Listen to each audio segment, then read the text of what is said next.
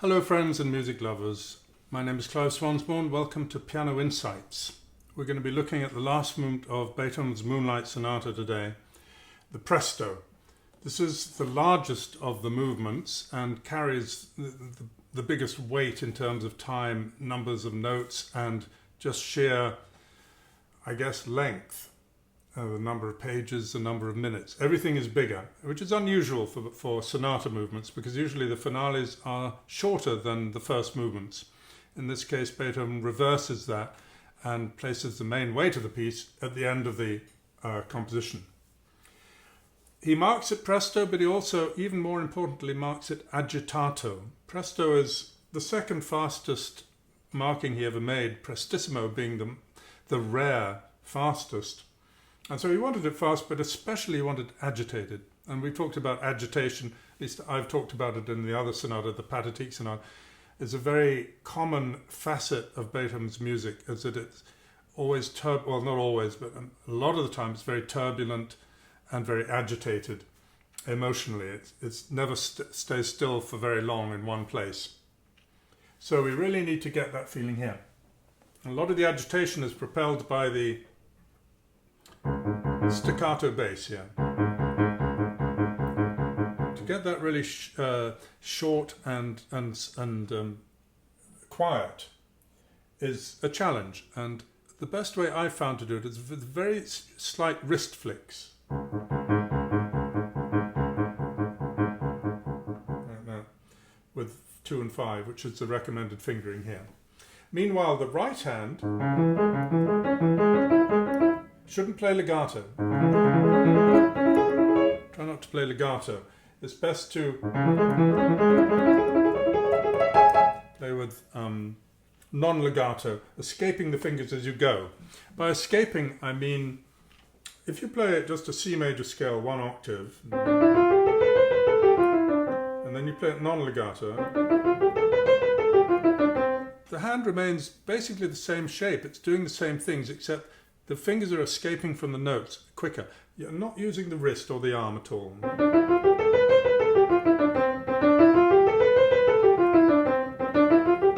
So it's the same look to the hand. So you might need to fly the fingers up a little more in this respect, but it's more of a question of timing, of escaping the fingers quicker. By the way, when you get to the top here, all he marks is a sforzando. It's not a loud. He puts a little pedal in there too. It's just a little bit of a shock.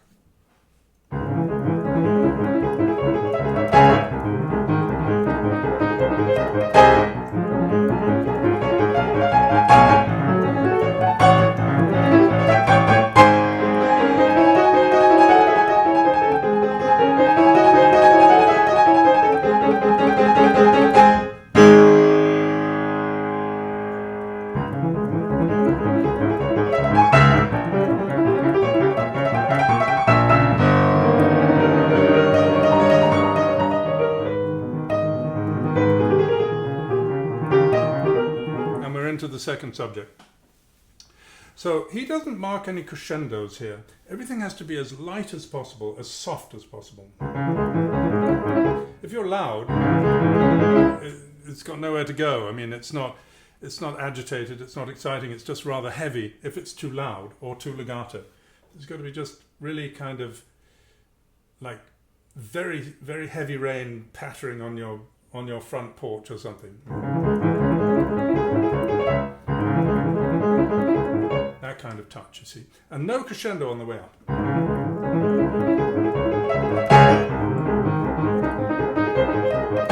And so forth. And then when we get to the third line and it's got... I think it's okay to mark a crescendo. He doesn't mark a crescendo, but it's okay to make a crescendo into there. It's quite exciting.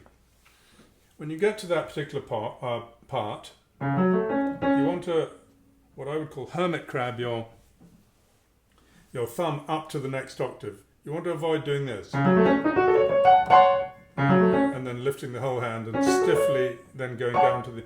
Now you want to bring your thumb across so it's ready to play the next octave, you see? Like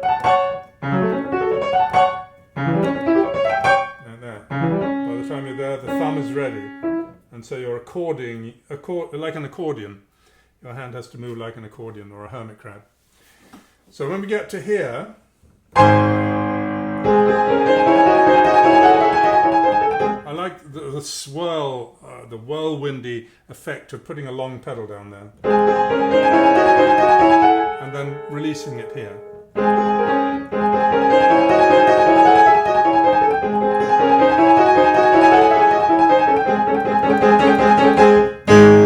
A crescendo there, even though he doesn't mark one. Now the fingerings here, when I was a kid and I learned this piece, little did I know that you didn't need to use a pinky on here. And pinky certainly,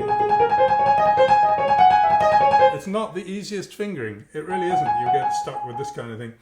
And it's harder to rotate with those fingers than it is with the middle fingers. So I would suggest that you put a fourth finger here.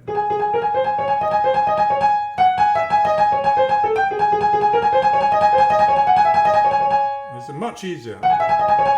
Here I changed to 5, I think. You don't absolutely have to actually, but I prefer 5 to be on this. So when we get to here, instead of this, which is very constricting for the hand. If you put 4 up onto the F double sharp and 5 there, it's possible, but it's not free and easy for the hand. It's much easier. Okay, so I like a crescendo here too, because we've got crescendos in all of these things, and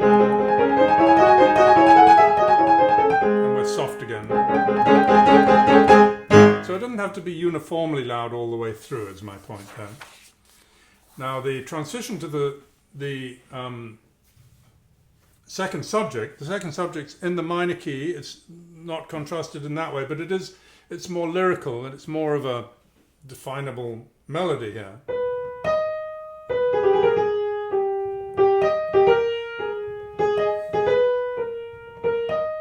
And then we have a much more spirited version of that.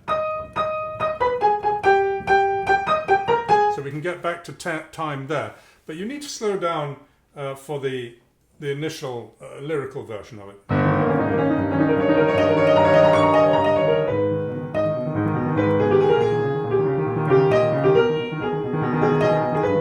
It can still sound agitated though. I think if you just went... No, it needs to sound... sort of rumbling. Sort of rumblings in the bass, and also he marks these little hairpins there. It's important to have those. The tremolandi themselves cause some people some problems, these Alberti basses, these fast Alberti basses. I've noticed that they cause even kids with good techniques have problems doing these. So I've recommended that you leave out the second finger. So you're only rotating really into the first beat of each group. And then you add the second finger.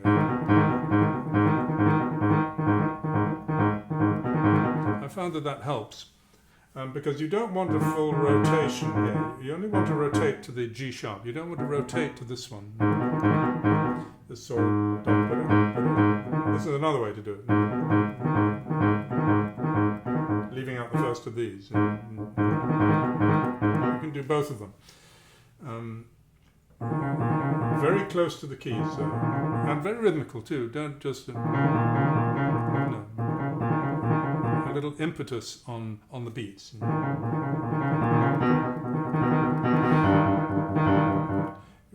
You want activity going on that. Shouldn't you see because that's dull and it's not turbulent enough. There's always waves of energy shooting out at you, or should be, in this music. Now when you get to this part, so it has to be fairly free, this. You have to sort of slow down these.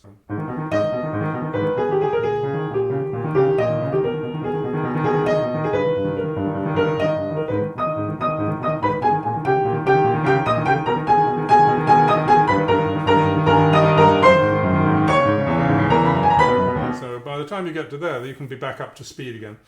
But still, don't just make it flat. No.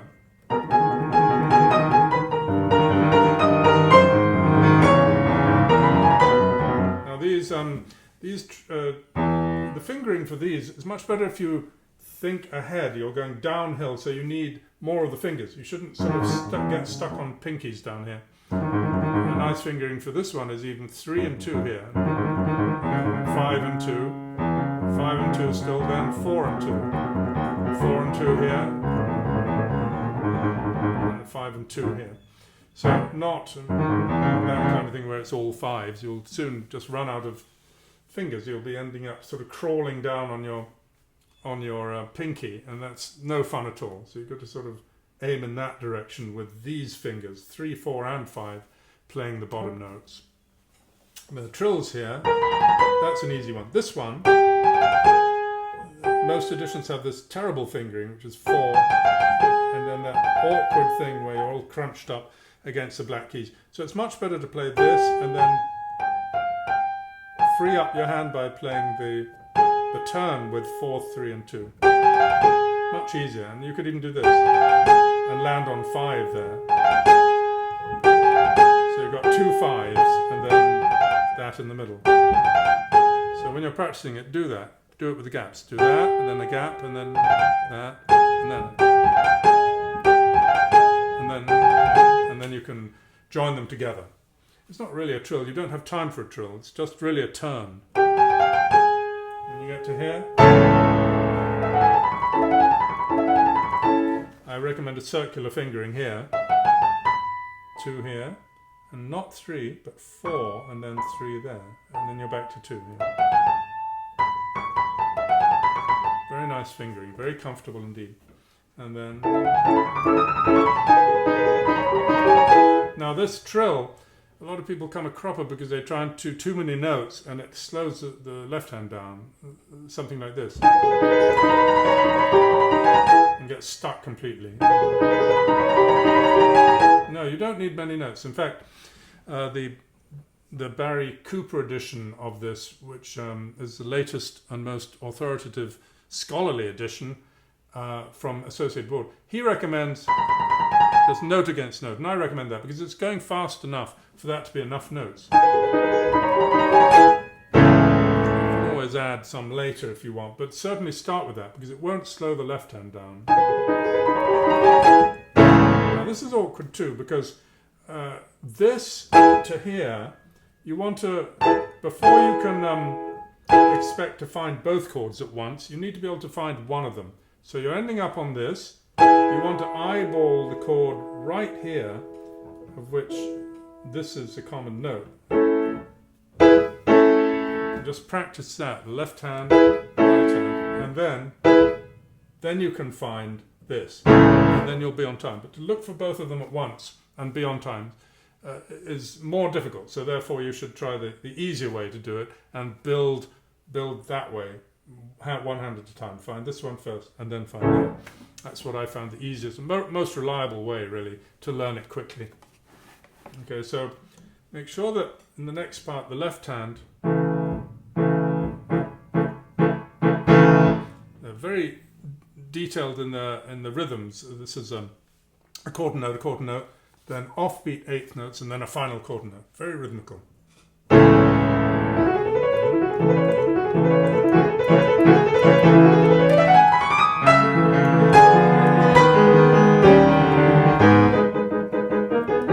Subito piano here. And I think these also should be agitated. If they're just simply... If they're flat, they're not as interesting. So do a little swell, I think, a little swell, just tiny. Now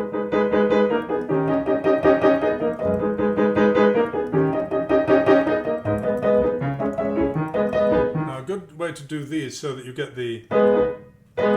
that nice slur. It's very hard to do without pedals, so just stick a little pedal on that one. So you've got a short one, and then pedal down, pedal up.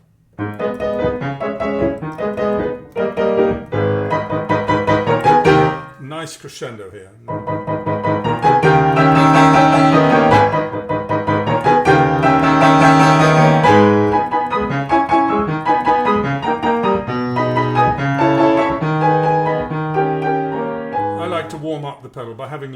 pedals. So you've got the... and then introduce longer pedals. So you've got the pedal down here, and the whole thing is in the pedal. You've got this crescendo and decrescendo. So it's very expressive, and I think very warm, and it's leading into a more pedaled place, which is actually a bit slower too. At least I think it should be slower. And so it's relaxing into that. So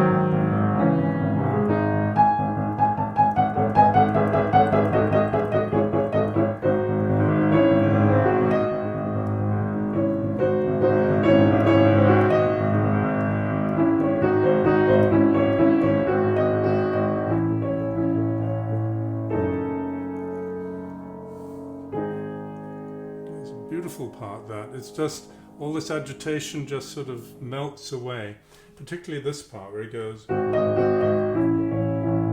he does the same thing at the end of the development section of the first movement, where he does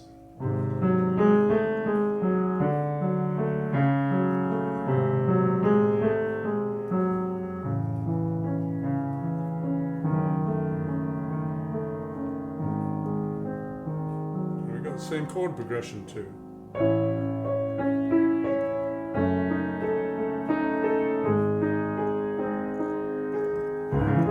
It's exactly the same chord progression. That's a magical chord. It just, all the tension goes out in that beautiful A major chord. Yes, now obviously the main thing here is to get the coordination between the hands.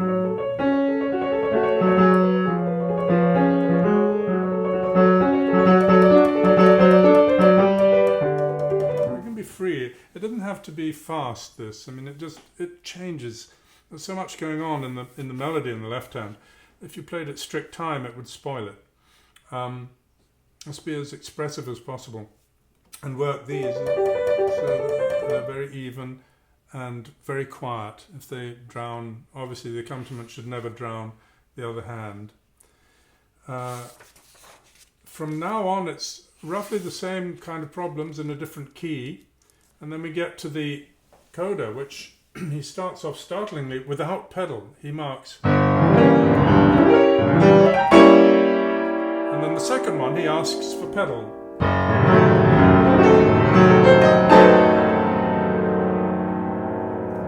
Did he mean to do that? We don't know. I mean, we assume that he probably looked at the... He was very...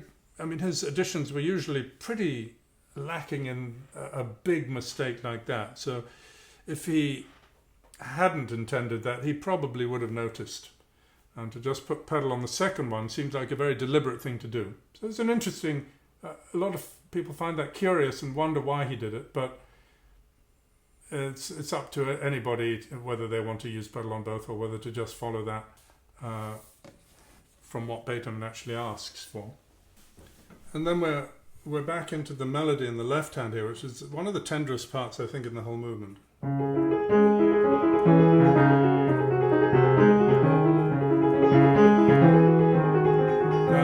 That is so beautiful, I think.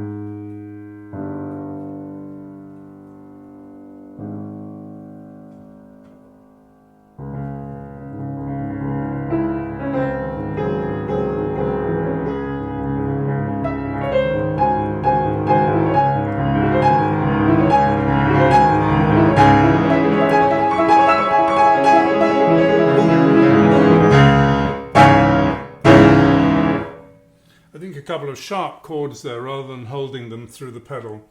If he wanted that, he probably would have written it. Certainly in his later music he would have written that kind of thing. I've heard it done pedal all on there, but I prefer the short sharp chords with pedals, short pedals, like that. Just a real whirlwind at the end there. And this, I love the way he has these chords. Some people have trouble with this particular chord here. Same thing I would recommend. Or both of those, leaving out the first one. And just having those different ways of practicing it. That, and emphasizes the fact that this is the only one that should be really rotated towards. And this is just a sort of mini rotation. And very close to the keys, as close as you can possibly get. See? You can do these little swells without them overwhelming everything. All right, well, that's it for the Moonlight Sonata. Thank you very much for listening. I hope you'll subscribe and share and click the likes. And I hope to see you in future videos. Bye-bye.